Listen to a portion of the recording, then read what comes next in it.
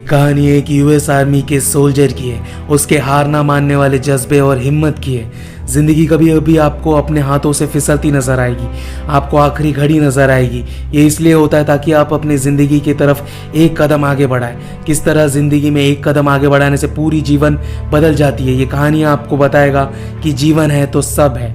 Mind brought you by movie crave. Movie की शुरुआत होते ही हम यूएस आर्मी के एक सोल्जर को देखते हैं जो अपनी वाइफ को एयरपोर्ट पर बाय कहता है और अपने अगले मिशन के लिए रवाना होता है। इस बहादुर सोल्जर का नाम माइक होता है। इस मिशन पर माइक का साथ देने के लिए टॉमी भी आया है। टॉमी भी यूएस आर्मी का एक सोल्जर है और साथ ही माइक का बहुत अच्छा दोस्त भी है। अब इसके बाद हम देखते हैं कि माइक और टॉमी एक रेगिस्तान के चोटी पर स्नाइपर से घात लगाकर किसी का इंतजार कर रहे हैं। तभी कुछ लोग वहां पर चलकर आने लगते हैं। देखकर ऐसा लगता है मानो कि ये कोई सेरेमनी के लिए ये सब लोग यहाँ पर इकट्ठा हुए हो। अब इसके बाद कुछ गाड़ियां भी वहां पर आने लगती है जिसमें से माइक का टारगेट उतरता है, यानी खूंखार टेररिस्ट सैयद आसिफ, जिसकी यूएस आर्मी को लंबे समय से तलाश थी। एक उस पर निशाना लगाना शुरू करता है मगर उसके टारगेट के बीच दूल्हा आकर खड़ा हो जाता है, जिस वजह से माइक को अपनी पोजीशन होल्ड करके रखना पड़ता है और सही मौके का इंतजार करता है। मगर माइक के बंदूक के दूरबीन से सूरज की रोशनी रिफ्लेक्ट होती है जिसे टेररिस्ट का एक आदमी देख लेता है और समझ जाता है कि उनके अलावा भी यहाँ पर और भी कोई मौजूद है। इसीलिए वो उस तरफ गोलीबारी करना शुरू कर देते हैं और इसी बीच वो आतंकवादी वहाँ से भाग निकलता है। अब माइक और टॉमी भी इन लोगों पर लगातार फायरिंग करते हैं और इनके पीछे अब टेररिस्ट के लोग पड़ जाते हैं। दोनों एक बड़े से चट्टान के पीछे अपने आप को छुपा लेते हैं मगर इन्हें पता होता है कि ये ज़्यादा देर तक इन लोगों को रोक नहीं पाएंगे। मगर तभी इनकी किस्मत इनका साथ दे देती है, यानी कि रेगिस्तान का रेतीला तूफान शुरू हो जाता है जिस वजह से टेररिस्ट के आदमी वहाँ से चले जाते हैं। माइक और टॉमी इस बीहड़ रेगिस्तान में फंस चुके हैं, इसीलिए वो यूएस आर्मी से अपने लिए हेल्प मांगते हैं। यूएस आर्मी उन्हें पास ही के गांव में जाने के लिए कहती है जहां पर वो मदद भेज सकेंगे, मगर वो गांव तकरीबन 5 घंटे की दूरी पर होती है। अब इसके बाद कुछ ही देर में तूफान का रुख थम जाता है और माइक और टॉमी बिना रुके अपनी मंजिल यानी उस गांव की तरफ बढ़ना शुरू कर देते हैं। जब ये लोग उस गांव की तरफ बढ़ते हैं तब एक प्लेट हवा से उड़कर माइक और टॉमी के पास आ जाता है और इस प्लेट में डेंजर का साइन बना होता है। इसीलिए माइक को कुछ सही नहीं लगता।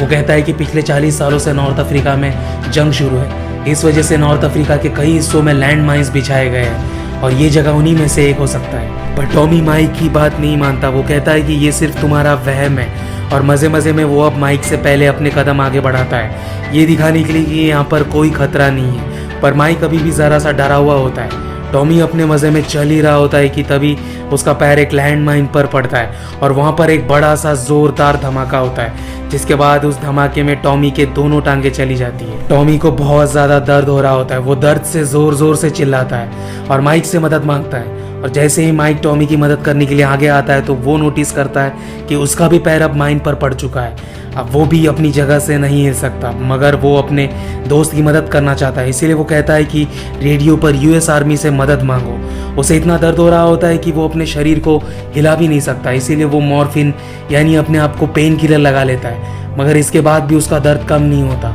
इसीलिए वो एक और इंजेक्शन अपने आप को इंजेक्ट कर लेता है और रेडियो पर कांटेक्ट करता है मगर उसका कांटेक्ट फेल हो जाता है। माइक अपने दोस्त को इस तरीके से अपने आंखों के सामने मरता हुआ नहीं देख सकता, इसीलिए वो टॉमी से कहता है कि मैं आगे बढ़ रहा हूँ। ये माइंस बहुत ही पुरानी हो चुकी है, इसीलिए हो सकता है कि ये माइंस अब काम ना करती हो, मगर टॉमी नहीं चाहता कि माइक ऐसा करे और उसकी भी जान चली जाए। इसीलिए वो अपनी जेब से एक बंदूक निकालकर खुद को शूट कर देता है जिससे उसकी मौत हो जाती है। अब माइक इस बीहड़ रेगिस्तान में अकेला रह गया है, इसीलिए वो अपने माइंड को सबसे पहले शांत करता है और एक कुल्हाड़ी की मदद से रेडियो वाला बैग अपने पास खींचता है। माइक देखता है कि उसके रेडियो की बैटरी पर पूरी तरीके से खत्म हो चुका है, इसीलिए वो बैटरी को सूरज की किरणों से चार्ज कर लेता है और अपने मिलिट्री बेस में संपर्क करता है। उन्हें अपनी पूरी सिचुएशन बताता है। वो कहते हैं कि मुझे मदद चाहिए और मेरा साथी टॉमी मर चुका है। आर्मी सीनियर कहता है कि उस एरिया में बहुत बड़े बड़े रेतीले तूफान आते हैं, इसीलिए हम तुम तक हवाई सहायता नहीं भेज सकते। अगर हम एक टीम को तुम तक ज़रूर भेजेंगे, मगर टीम को तुम तक पहुंचने में तकरीबन 52 घंटे लगेंगे। वो टॉमी की मौत से पूरी तरीके से टूट चुका है और इससे पहले कि वो कुछ सोच पाता तभी उस रेगिस्तान का विशाल रेतीला तूफान माइक की तरफ बढ़ रहा होता है। इसीलिए वो अपनी गन को स्टैंड बनाकर मिट्टी में धंसा देता है और झुक जाता है जिससे कि वो तूफान उसे उड़ा कर न ले जाए। उसने अपने मुंह पर रेत से बचने के लिए कपड़ा भी बांध रखा होता है। इसी के साथ उसने अपनी आंखें भी बंद कर ली है और अब तूफान थम चुका है और जब माइक अपनी आंखें खोलता है तो वो देखता है कि तूफान की वजह से टॉमी की लाश उड़कर उसके पास आ चुकी है। इसके बाद वो टॉमी के जेब से अपने लिए बैटरीज ले लेता है, मगर उसका खुद का बैग हवा से उड़कर दूर जा चुका है और उसका खाना पीना भी अब धीरे धीरे सामान खत्म होने लगा है और उसकी हिम्मत भी अब धीरे धीरे जवाब देने लगी है। इसलिए वो तय करता है कि वो खुद को शूट करके मार देगा। मगर इससे पहले कि वो खुद को शूट करता, वो अपने सामने कुछ दूरी पर एक आदमी को देखता है जो कि उसी के तरफ बढ़ रहा होता है। अब यहाँ पर उसे एक उम्मीद की किरण दिखाई देती है, जिस वजह से वो अपने आप को शूट नहीं करता। माइक उस आदमी को हाथ दिखाकर अपने पास बुलाता है। उस आदमी का नाम बार्बर होता है। वो बहुत ही मजाकिया किस्म का होता है। माइक से कहता है कि तुम अपने घर जाओ, अपने परिवार के पास जाओ, जिस पर माइक उस आदमी को कहता है कि मेरा पैर एक माइन पर पड़ चुका है और मैं जरा सा भी हिला तो ये माइन फट जाएगा। जिस पर वो आदमी कहता है कि क्या तुम्हें सच में लगता है कि तुम्हारा पैर एक माइन पर पड़ चुका है। ये कहते हुए वो माइक का मजाक उड़ाता है और फिर वो जिग-जैग पोजीशन बनाकर माइक के पास आता है, जैसे कि उसे पता हो कि माइंस कहाँ पर बिछी है। बार जब माइक के पास आता है तो माइक उसे अपनी बोतल देकर उसे पीने के लिए पानी मांगता है। साथ ही वो उस बैग को भी देने के लिए कहता है जिसमें रेडियो है, जिस पर वो आदमी कहता है कि रेडियो की कोई जरूरत नहीं है, उसमें ना ही म्यूजिक बजेगा और ना ही तुम डांस कर पाओगे। इतना कहकर वो माइक को बिना रेडियो दे उस जगह से चला जाता है। थोड़ी देर के बाद वहाँ पर एक छोटी लड़की आती है जो कि उसी आदमी की बेटी होती है जो थोड़ी देर पहले आया था, यानी वो बार्बर की बेटी है। वो माइक के लिए पानी लेकर आती है, जिसके बाद माइक जी भरकर पानी पीता है, जिससे उसे अब थोड़ी राहत मिलती है। माइक उस बच्ची का शुक्रिया अदा करता है। वो बच्ची माइक को एक सोल्जर का टॉय गिफ्ट करती है। बदले में माइक भी उसे एक सोल्जर का टॉय देता है जो कि उसे यहीं रेगिस्तान में मिला था।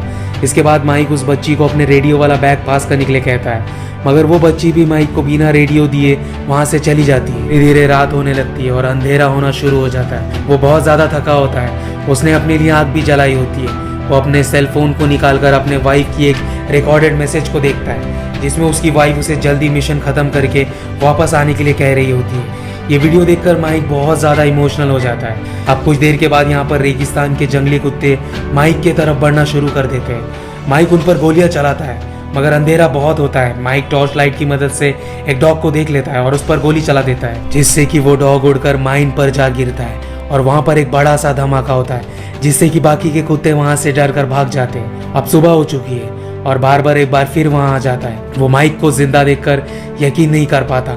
वो माइक से कहता है कि पूरी रात इस रेगिस्तान में बिना हिले जंगली कुत्तों से बचे रहे, जो कि किसी करिश्मे से कम नहीं है। वो माइक को कहता है कि तुम्हें अपना कदम आगे बढ़ाना चाहिए।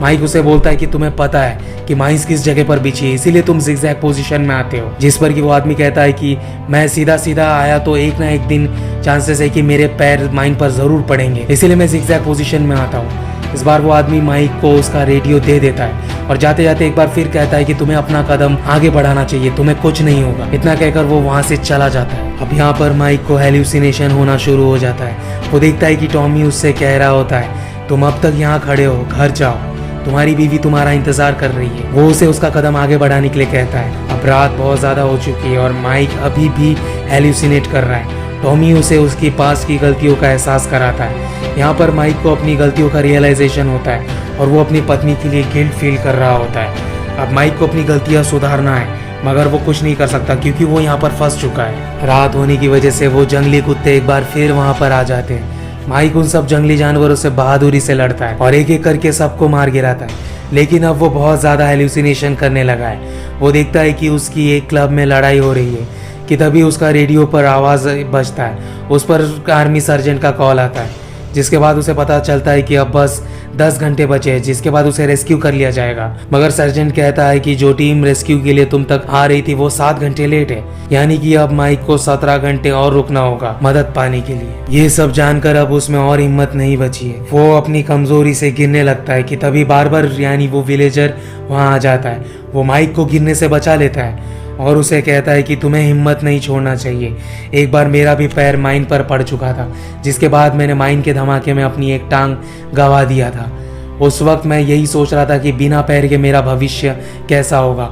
और जब मैं हॉस्पिटल में था तो वहाँ एक गाना बज रहा था जो ये कह रहा था कि you should always keep moving on. मगर मेरा ध्यान गाने पर बिल्कुल नहीं था, मैं बस अपने पैर के बारे में सोच रहा था। उसके बाद वहाँ एक नर्स आई जिसने मुझे देखकर एक स्माइल पास किया। तब मुझे गाना सुनाई दिया और एहसास हुआ कि मुझे आगे बढ़ना है। वो आदमी माइक से कहता है कि यहाँ की सारी माइंस अपनी जगह पर नहीं है, पैसों के लिए हम इन माइंस को निकाल देते हैं और उसे बेच देते हैं और उसी की जगह टीन के डब्बे लगा देते हैं ताकि चेक करने पर आर्मी वालों को पता ना चल सके। माइक उसे कहता है कि मैं तुम्हारी बेटी से मिल चुका हूँ, वो बहुत ही खूबसूरत है। वो आदमी कहता है कि मैंने अपनी बेटी को माइन के एक धमाके में खो दिया था। ये सिर्फ तुम्हारा एक एहसास है कि तुम मेरी बेटी को देख पा रहे हो, तुम अपने कदम आगे बढ़ाओ। ये बोलकर अब वो फाइनली वहाँ से चला जाता है। अब विलेजर के जाने के बाद माइक को फिर से भ्रम होना शुरू हो जाता है। वो बचपन की यादों को देखता है जहाँ उसके डैड उसे और उसके मॉम को मारते हैं। साथ ही हॉस्पिटल में उसकी मॉम जब आखिरी सांसें गिन रही थी वो पल भी उसे याद आता है। अब उसका भ्रम टूट जाता है क्योंकि उसे एक गोली आकर लगती है। ये वो लोग होते हैं जिन्हें वो मारने आया था। वो माइक को ढूंढ लेते हैं और उस पर लगातार फायरिंग करने लगते हैं। माइक बहादुरी के साथ उन लोगों का सामना करता है और सबको एक एक करके मार गिराता है। वो देखता है कि उसके सामने उसके डैड है जो कि उसका वहम था। डैड माइक को गले लगा लेते हैं, जिसके बाद माइक को एहसास होता है कि जिन लोगों से वो जिंदगी भर नफरत करते आया था वो सब उससे प्यार करते हैं। कुछ देर के बाद रेस्क्यू टीम माइक तक पहुंच जाएगी मगर वो उसे देख नहीं पाएंगे क्योंकि यहाँ पर बहुत धूल उड़ती है। बचने का एक ही रास्ता है, उसके सामने फ्लेयर गन होती है जो कि उससे बहुत दूर में होती है। अब माइक फाइनली डिसाइड कर लेता है कि वो अपना कदम आगे बढ़ाएगा और जैसे ही वो अपना पैर आगे रखता है तो वहाँ पर कोई धमाका नहीं होता है। ये देखकर वो समझ जाता है कि यहाँ कुछ गड़बड़ है और जब वो उस जगह पर खोदता है तो वो देखता है कि उस जगह पर टीन का एक डब्बा होता है जैसा कि बार ने कहा था। अब वो बहुत ज़्यादा इमोशनल हो चुका है। अब फाइनली वो वक्त आ चुका है जिसकी माइक को इतने देर से बेसब्री से इंतजार था, यानी रेस्क्यू टीम उसे बचाने के लिए आ जाती है उसके पास। अब वो एयरपोर्ट पर पहुंचता है जहां उसकी वाइफ उसे मिलने आई थी। वो अपनी बीवी के पास जाकर अपने घुटनों पर चला जाता है क्योंकि अब वो पहले वाला माइक नहीं रहा। अब उसे जिंदगी की कीमत पता है, वो पूरी तरीके से बदल चुका है। साथ ही इसके ये फिल्म यहीं पर ख़त्म हो जाती है। अगर ये फिल्म आपको अच्छा लगे तो मूवी क्रेव को ज़रूर सब्सक्राइब करें, इससे हमें मोटिवेशन मिलता है। शुक्रिया।